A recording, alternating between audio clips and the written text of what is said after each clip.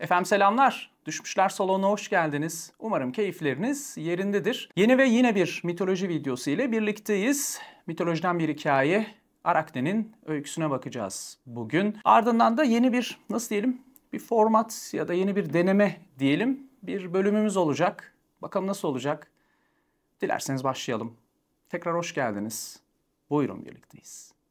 Arakne, Lidyalı, Anadolu'da, Ege'de, bugün Bozdağ eteklerinde yer alan bir köyde yaşamış olan dokumacı bir genç kızmış. Fakat öyle sıradan bir dokumacı değilmiş. İşlediği nakışlarla, dokuduğu halılarla, kilimlerle oldukça nam salmış bir dokumacıymış. Bu dokuduğu kilimleri, halıları, nakışları uzak diyarlardan gelip almak isteyenler olur. Ve hatta sadece almak da değil, işini yaparken bile gelip onu izlemek için birçok kişi toplanırmış. Ve sadece insanlar da değil, ormanlardan, nehirlerden periler çıkar gelirmiş. Arakne çalışırken onu izlemek, ortaya çıkardığı muhteşem işlemeleri, halıları, kilimleri görmek için. Fakat efendim, şöhreti taşımak zordur. Öyle herkes kaldıramaz. Bu kızcağızımız da ne yazık ki bu şan şöhretin içinde tehlikeli bir kuyuya düşmüş. Kibir kuyusu. Efendim tanrıça Athena daha çok akıl, bilgelik ve savaşçı tanrıça olarak bilinir. Ancak aynı zamanda dokumacılığın da tanrıçasıdır. Dokumacılığı insanlara sunmuş, öğretmiş olandır. Arakne de dahil dokumacılar onun bahşettiği yetenekle bu muhteşem işlerini yaratırlar. Fakat işte kızımız bunu kabul etmemekteymiş. Athena'nın dokumacılığını küçümser olmuş, kendini tanrıçadan üstün görmeye başlamış ve hatta tanrıçanın karşısına çıkıp kendisiyle yarışmasını istemekteymiş. Tabi baykuşlar haberi Athena'ya ulaştırmışlar. Kızımızın böbürlenmesini duyan Athena ise bilgeliğinin verdiği soğukkanlılıkla önce bir kızımızı ziyaret edip bu kibirinden, kendisine karşı böbürlenmesinden vazgeçmesi için öğüt vermeye karar vermiş. Ve yaşlı bir kadın kılığına girerek elinde bastonuyla Arakne'nin kapısına dayanmış. Yaşlı kadın kılığındaki Athena kızımızın yanına kurulmuş ve tanrılara kafa tutmaması için, düştüğü kibir kuyusundan çıkması için başlamış öğüt vermeye. Hatta dilerseniz şöyle yapalım, bu bölümü ana kaynağından Ovidius'un dizelerinden bir dinleyelim. Efendim tabi başlamadan önce şunu hatırlatalım, Yunan mitolojisine giriş kitapları ilk videodaydı sanırım. Bu antik çağdan günümüze kalan ana kaynakların edebiyat biçimini konuşmuş. Yani bunlar epik şiir formatında. Hani biz bugün daha çok düz yazı, roman, öykü diline yakınız. Hani bu tip epik şiirler bize biraz yabancı gelebiliyor ilk okumalarda. Onu tekrar hatırlatmış olayım. Şu kısa bölümü de birlikte okuyalım. Pallas girer yaşlı bir kadın kılığına. Pallas efendim Athena'nın isimlerinden, ünvanlarından birisidir. Pallas girer yaşlı bir kadın kılığına, sahte aklar ekler şakaklarına. Bir değnekle destekler güçsüz uzuvlarını da. O zaman şöyle başlar konuşmaya. İleri yaş her şeyi dikkate alır. Gözden kaçırmamamız için yavaş yavaş gelir tecrübe yıllarla. Küçümseme nasihatimi, senin ünün çok büyük olsun ölümler arasında, yün dokumada. Tanrıçaya boyun eğ sadece, ey düşüncesiz kız ve sözlerin için af dile, yalvaran sesinle, affedecek o, af isteyeni elbette. Baktı buna nursuz ifadesiyle Arakne ve başladı ipliği bıraktı. Hem güçlükle ellerini zapt ederek hem öfkesini kusarak şöyle sözlerle yanıt verdi yaşlı kadına, Pallas olduğunu bilmediği. Akıldan yoksun bunak, ölümün eşiğine gelmişsin, çok fazla yaşaman sana fazla zarar vermiş. Dinlesin senin şu sözlerini eğer varsa bir gelinin, eğer varsa bir kızın.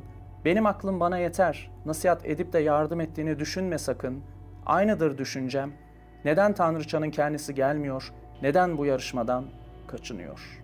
İşte tam bu anda efendim Athena daha fazla dayanamamış ve geldi diye bağırarak yaşlı kadın kılından çıkıp bütün o ihtişamıyla, bütün o parlaklığıyla tanrıça görünümünde Arakne'nin karşısına dikilmiş. Tabi böylece yarışma da başlamış ve Arakne ile Athena dokuma tezgahlarının başlarına geçip başlamışlar hikayelerini halılara dokumaya.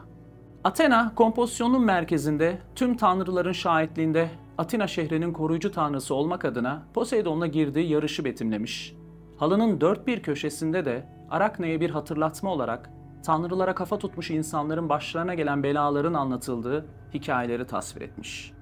Arakne ise başta Zeus olmak üzere tanrılar tarafından istismara uğramış olan ölümlerin hikayelerinden oluşan bir kolaj oluşturmuş ve renkleriyle, hikayenin sunumuyla, dokumanın kalitesiyle ortaya olağanüstü, büyüleyici, kusursuz bir iş çıkmış. Athena tabii öfkelenmiş. Hem ortaya çıkan işi kusursuz bulduğu için hem de ele alınan konuyu ahlaksızca bulup tanrılara bir hakaret olarak gördüğü için halıyı paramparça etmiş ve yine kendisini tutamayıp elindeki dokuma mekiğiyle Arakne'yi dövmeye başlamış. Ve efendim Arakne tanrıçadan yediği dayağın ağırlığını kaldıramamış, yaşadığı aşağılanmanın üzüntüsüyle kendisini gidip bir ağaca asarak intihar etmiş. Athena ise bu sefer kızcağızın durumuna acımış ve onu bir başka tanrıça Hekate'den aldığı büyülü bir iksirle hayata geri döndürmüş. Fakat Arakne bir insan olarak hayata dönmemiş. Athena bir yandan acımış tamam ama bir yandan da kibirinin cezasını da çekmeye devam edecek şekilde Arakne'yi ve onun soyundan gelmeye devam edecek olanları lanetleyip sürekli bir yerlerde asılı durup dokuma yapacak olan bir canlıya, örümceğe dönüştürmüş. Efendim hikayemiz bu şekildeydi. Bildiğiniz gibi Arakne örümcek, işte araknofobi, araknofobia, örümcek korkusu yine terim olarak hikayemizden, Arakne'den gelmektedir. Dilerseniz şimdi şöyle yapalım. Hikayeyi bir de sanat tarihinden bir eser üzerinden inceleyelim. Yani sanatçı hikayeyi nasıl ele almış, nasıl renklendirmiş, nasıl bir kompozisyon oluşturmuş. Birlikte bir de ona bakalım. Ressamımız 1599-1660 yılları arasında yaşamış olan İspanyol ressam Velázquez. Eserimiz ise İplikçiler ya da diğer bir isimlendirmesiyle Arakne'nin Masalı. Efendim hızlıca bir Velázquez'in yaşamına bakalım isterseniz. Tabii barok dönemin en büyük isimlerinden birisi ve birçoklarına göre ki aralarında Picasso, Dali gibi isimler de vardır. Efendim naçizane ben de öyle düşünürüm. İspanya tarihinde en büyük ressamı olarak kabul görür. Başta 19. yüzyılın realist sanatçıları olmak üzere tabii birçok sanatçı, birçok sanat akımında ilham olmuş bir isimdir. 4. Felipe'nin saray ressamı olarak yaşamıştır ve tabii aynı zamanda nasıl diyelim kralın da kültür sanat danışmanı olarak yaşamını sürdürmüştür. İplikçiler ya da işte diğer ismiyle Arakne'nin Masalı ise onun tabii ustalık döneminde, yaşamının son döneminde ustalığının zirvesinde oluşturduğu eserlerinden birisidir. En büyük eserlerinden birisi olarak kabul görür. Bugün Madrid'de Prado Müzesi'nin koleksiyonunda yer almaktadır.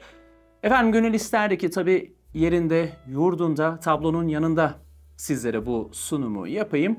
Fakat bugün bu ekranlarda sizleri Velázquez'in İplikçiler ya da diğer isimlendirmesiyle Arakne'nin Masalıyla baş başa bırakıyorum ve arkadan da sizlere anlatımımla elimden geldiğince yetişmeye çalışıyorum.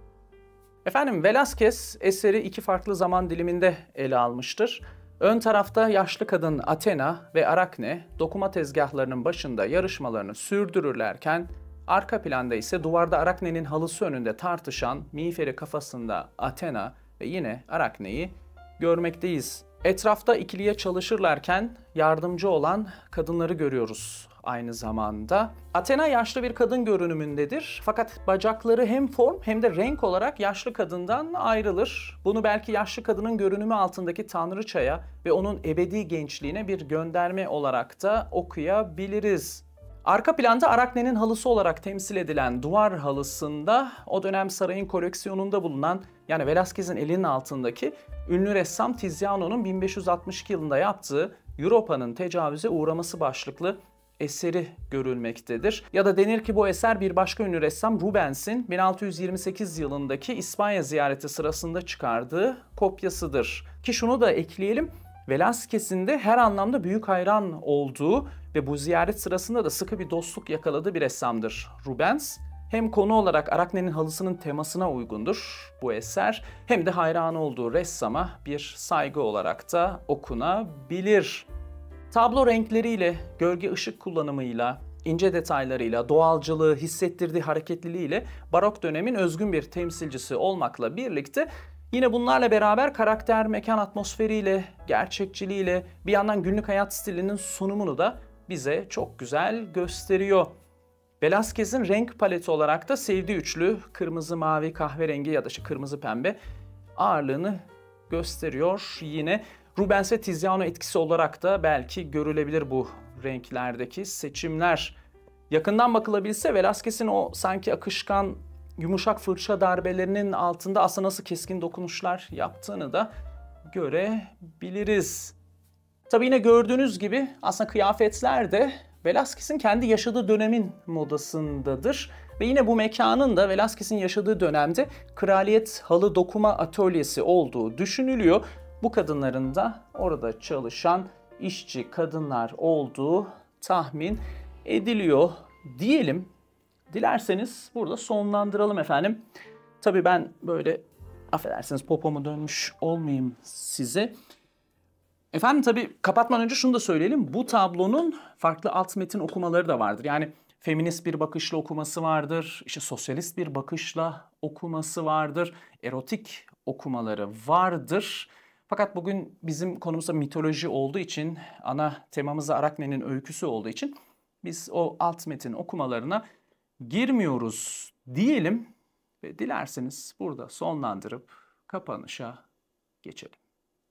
Efendim Arakne'nin hikayesini de bu şekilde dinlemiş olduk. Tabii yeni bir deneme yaptık bugün. Hikaye dinledikten sonra sanat tarihinden bir eseri inceledik. Eğer beğendiyseniz ara ara buna devam edebiliriz. Yani hikayeleri dinledikten sonra sanat tarihinden bir eser seçeriz. Bir ressam seçeriz. Onun eserini ve ressamın hayatını kısaca inceleyebiliriz. Yorumlarda yazabilirsiniz.